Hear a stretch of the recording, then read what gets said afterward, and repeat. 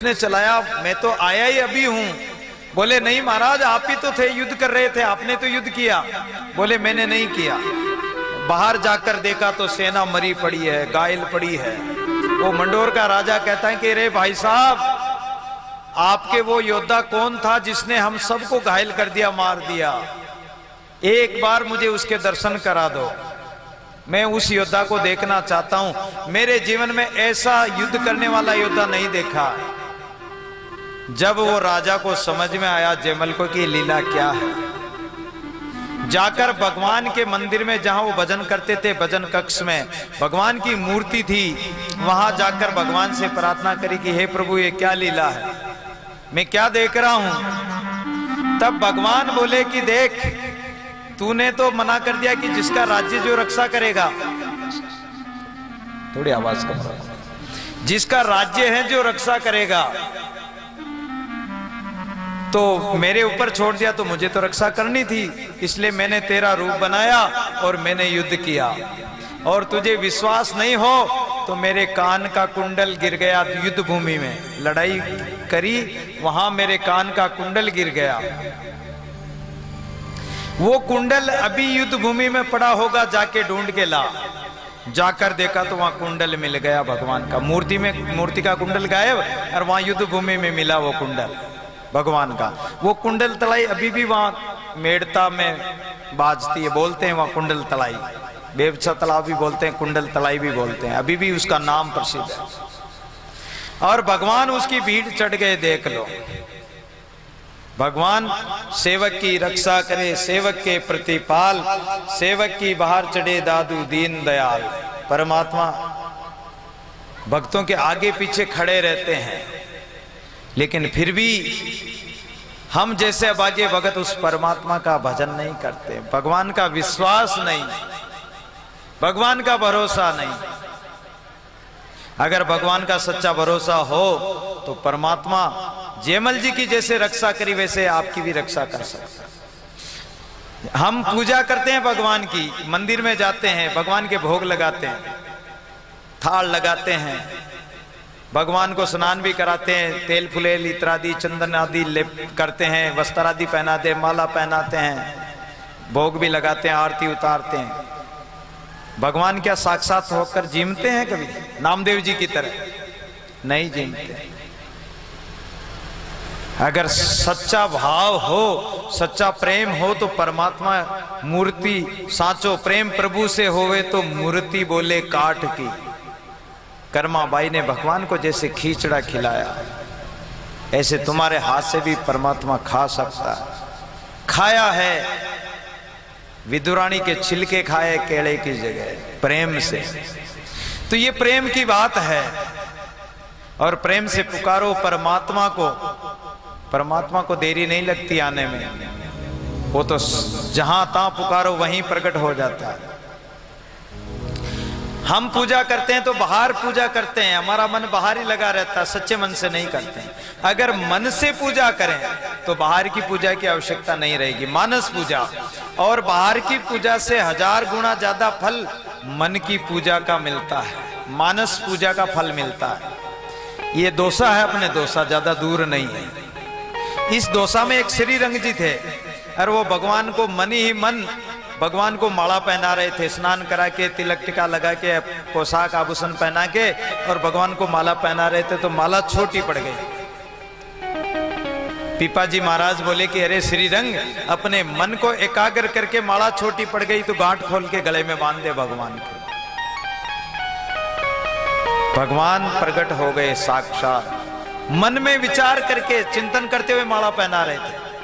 किशनगढ़ का राजा एक बार बादशाह की सवारी पर हाथी पर बैठा था, और छत्र थामे हुए राजा की बादशाह की सवारी निकल रही। किशनगढ़ का राजा छत्र थामे हुए बादशाह के ऊपर, वहां हाथी पर ऊपर बैठा हुआ, पालकी के पास में खड़ा। तो राजा के मन में आया कि मेरे भगवान को भोग लगाने का समय आ गया। राजा मानस पूजा करता था भगवान की प्रतिदिन। तो राजा ने विचार किया कि मेरे भगवान के भोग लगाने का समय हो गया और ये बादशाह की सवारी निकल रही, मैं भगवान के भोग कब लगाऊंगा। अब हाथी पर खड़ा है, हाथ में छत्ता थाम रखा है, वो जो ऊपर छत्र होता ना वो थाम रखा था, और मनी मन आंखें बंद करके राजा का हाथी चल रहा, बादशाह का हाथी चल रहा है, और मनी मन आंखें बंद करके भगवान के भोग लगा रहे हैं। भगवान के भोग बनाया और चौकी पर भगवान के आगे मूर्ति के सामने, भगवान के सामने थाल रखा, कड्डी का कोल लेने के लिए भीतर गए मन में। उधर तो सवारी पर बैठे हुए हाथी पर, और इधर मन में भगवान के भोग लगा रहे हैं।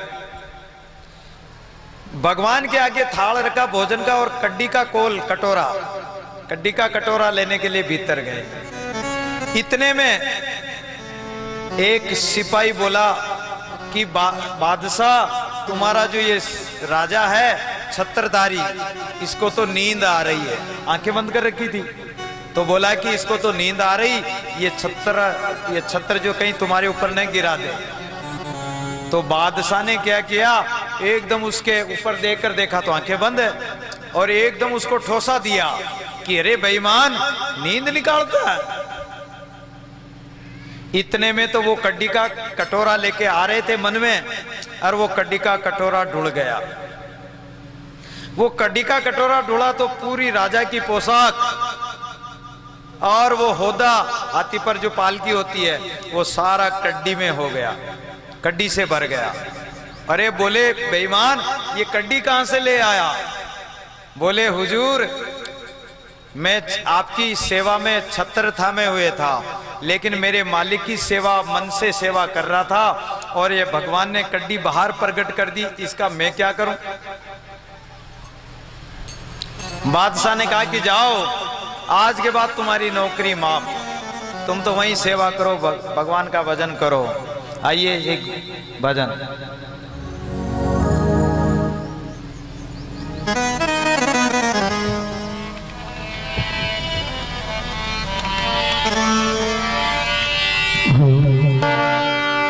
मेरे दिल में बसी जा रही है, मेरे दिल में बसी जा रही है, तेरी मोहनी सूरत सांवरिया, तेरी प्यारी सी सूरत सांवरिया, मेरे दिल में बसी जा रही है, तेरी प्यारी सी सूरत सांवरिया, मेरे दिल में बसी जा रही है, तेरी मोहनी सी सूरत सांवरिया, मेरे दिल में बसी जा रही है, मेरे दिल में बसी जा रही है, मेरे दिल में बसी जा रही है, मेरे दिल में बसी जा रही है, मेरे दिल में बसी जा रही है, तेरी मोहन सी सूरत सांवरिया, मेरे दिल में बसी जा रही है।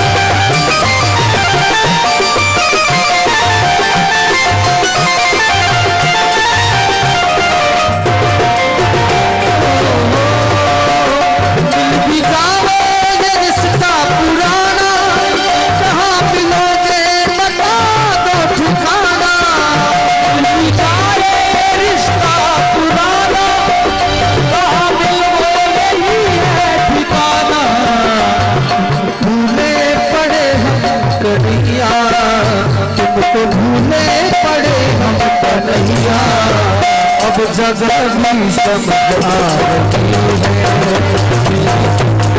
सूरत सांवरिया, मेरे दिल में बसी जा रही है, तेरी भोली सी सूरत सांवरिया, मेरे दिल में बसी जा रही है, मेरे दिल में बसी जा रही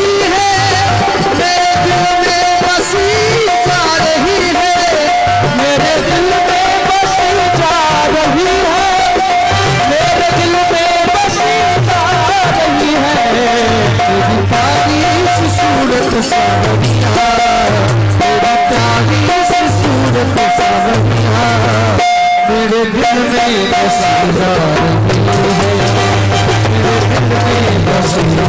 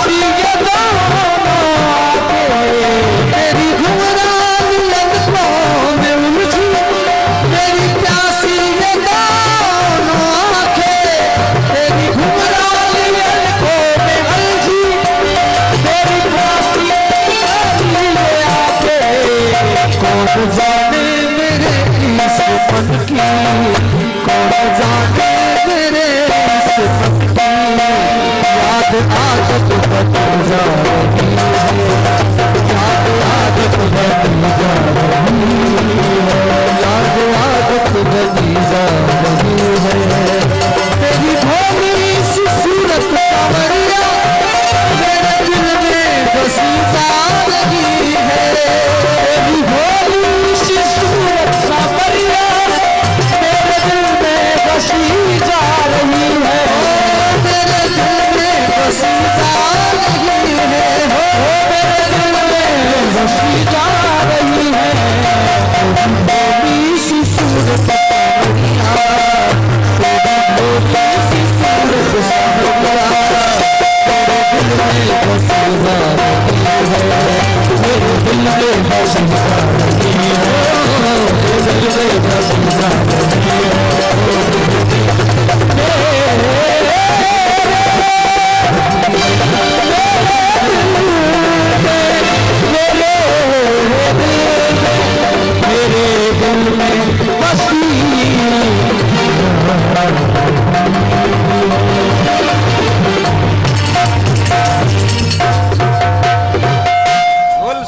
सरकार की, दादू दयाल महाराज की।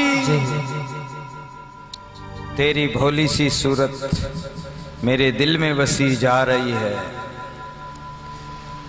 अपने दिल को ऐसा बना लो, अपने हृदय को ऐसा पात्र बना लो कि अपने हृदय में उस परमात्मा के स्वरूप को, उस परमात्मा के दर्शन को हम देख सकें।